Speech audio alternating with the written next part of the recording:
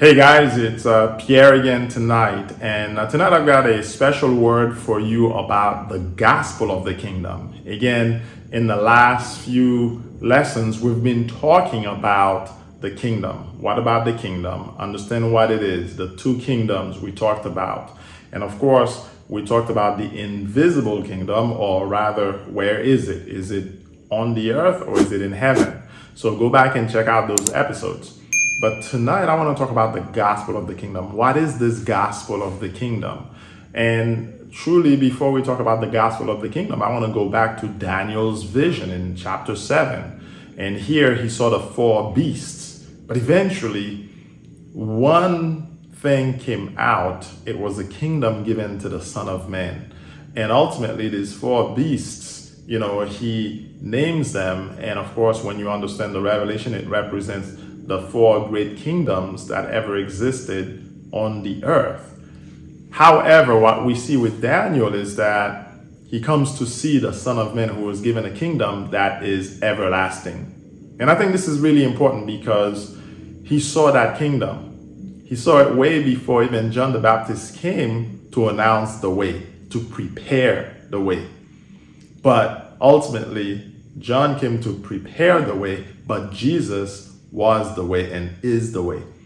And so when Jesus came on the scene, you can go to Mark 1 verse 14. What he does, he immediately starts to proclaim the gospel of the kingdom.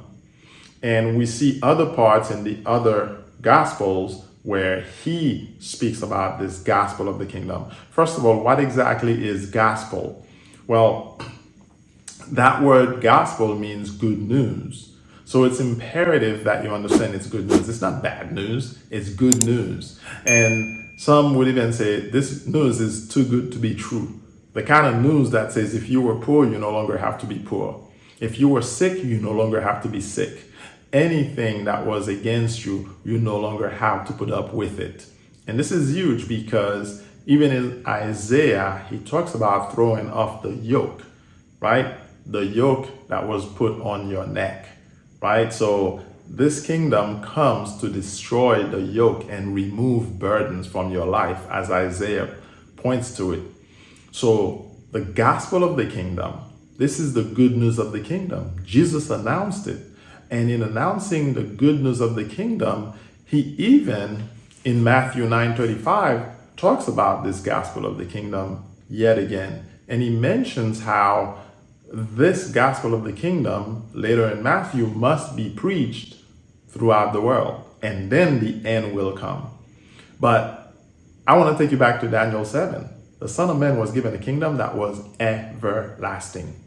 In this kingdom, that also the king saw in his vision that Daniel interpreted, right? In Daniel chapter 2, this kingdom was that little rock that became a mountain. That is infinitely greater than any other kingdom, and it is everlasting. It is an eternal kingdom. So what I want you to start thinking about is, what is this gospel? What is this good news of the kingdom that is coming, that God had to not only give it to the prophets to mention this kingdom that was coming, but then ultimately he had to send a precursor to the king himself, right?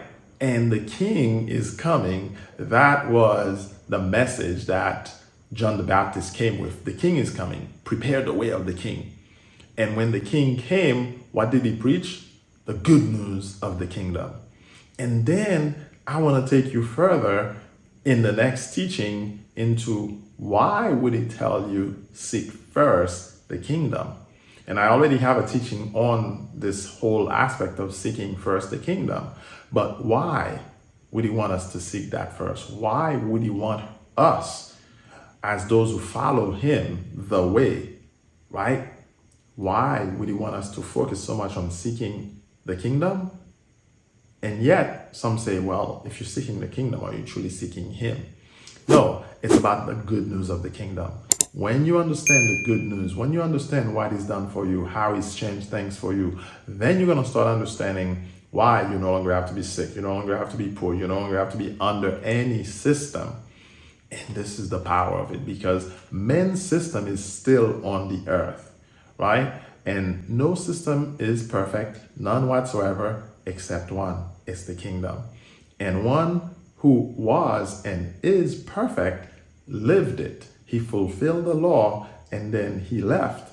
And now he's seated at the right hand of power. And he's waiting until his enemies are made his footstool. But meanwhile, he has delivered that kingdom to his disciples. And we see Philip in the book of Acts preaching the kingdom. And we see the effects of the kingdom, as I spoke about yesterday. We see the impact of the kingdom. We see the good news, and we see what the kingdom does. The kingdom, again, brings healing. The blind see. The sick are healed. The lame walk. The kingdom causes these things. If those things are not happening, we can say without a doubt the kingdom is not there. It's not present there. And maybe it's in you, maybe it's in me. But if we're not doing the work of the kingdom, then we're not bringing forth the kingdom. And that's why Jesus would dare say, pray to the Lord of the harvest that he may send more laborers into the harvest. Because the harvest is ready, but the laborers are few.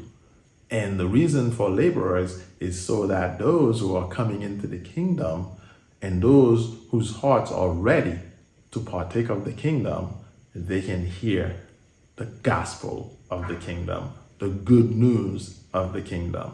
So I want you to take this and think on it tonight. And of course, go ahead and start the conversation with me. Let me know how this is resonating for you. And as it resonates for you, also, if you're new here, go ahead, give me a like and subscribe, because I'm putting out more videos like this one on the regular. So again, I hope you are living a life with the gospel of the kingdom, the good news of the kingdom of God in your life. And again, where's the kingdom? It's not here, it's not there, it's among us. It's within us and it's among us. And wherever we show up, there it is. So have a great night, and I'll catch up with you on the next episode. Enjoy.